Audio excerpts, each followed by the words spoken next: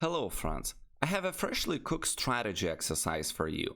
Before I guide you through the position, I would like you to pause the video and think what would you play here if you were given the white pieces.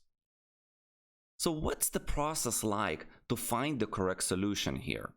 First of all, we have to evaluate if white can play slowly and go for a long-term game where he has an advantage, or white is in the need of doing something dramatic, dynamical, right very now. Black's king is only weak if it cannot castle, which they plan on doing on the next move. Black has the bishop pair, which is a long-term asset and advantage because they can pretty much inevitably open up the position with pawn breaks like f5 or d5 in the future. White has a better pawn structure.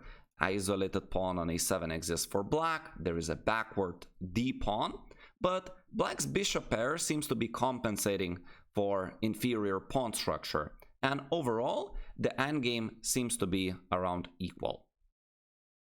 Let us observe what happens in this position if white plays calm, natural, also known as static moves.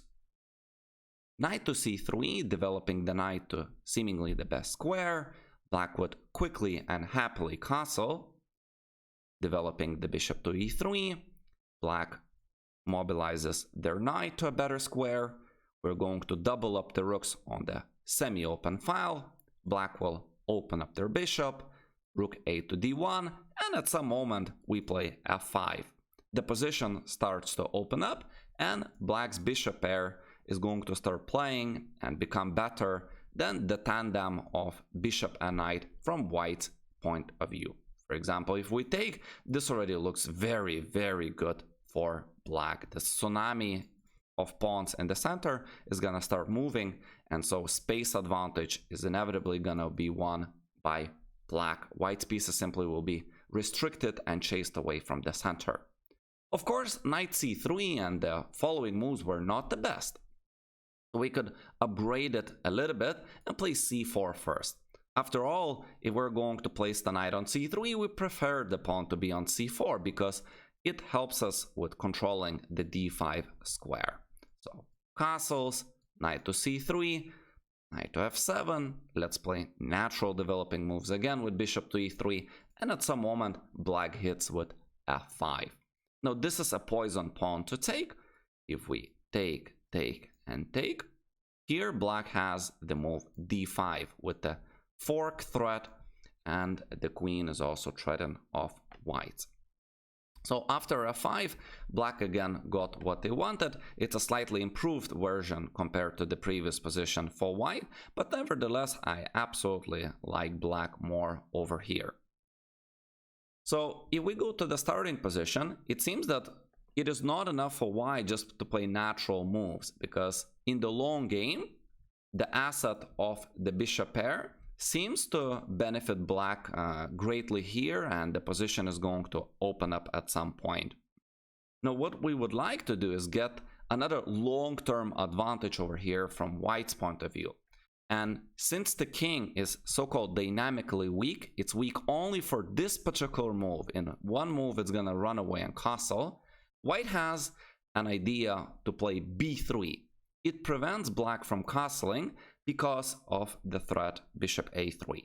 For example, if black castles, we play bishop a3. Please note that the bishop is guarded by the knight, and so we have a skewer on the queen and rook. If black plays d6, then we were just to take it as the queen and rook of whites are protecting it enough times. So after b3, black has to figure out what can they do in order to castle, and there is one way to do that. First of all, black can play knight f7, you play bishop a3, queen to e6, and white is making similar normal developing moves already, which is sufficient for an advantage, as black has this problem, the king in the middle. Now, in order for them to castle, they have this move bishop to f8. And you might say, okay, black is gonna castle and white will lose his long-term advantage. No, we're just going to change one type of advantage, which was weak king for black, into another type of advantage, a better endgame. By exchanging that, it's true that we're allowing the king to go and find the shelter, but they lost the main advantage of theirs, the bishop pair, and now we have simply a better endgame. There is an isolated pawn on a7, a weak pawn on the file that we could press. We have very easy development. Black is not finding it easy to open up the position. First of all, we have an excellent pawn structure, and the pawns are in the right color to prevent the light square bishop of black's playing. And we just transitioned from one type of advantage into a better endgame. I hope you enjoyed this strategy lecture. If you did, you can subscribe to my chess channel for more lessons. You can also consider hiring me as your personal online chess coach. That's my full-time job for the last 10 years. If you would like to do that, you can find my contacts on the right. Stay safe, my friends, and see you in the next lecture. Bye-bye.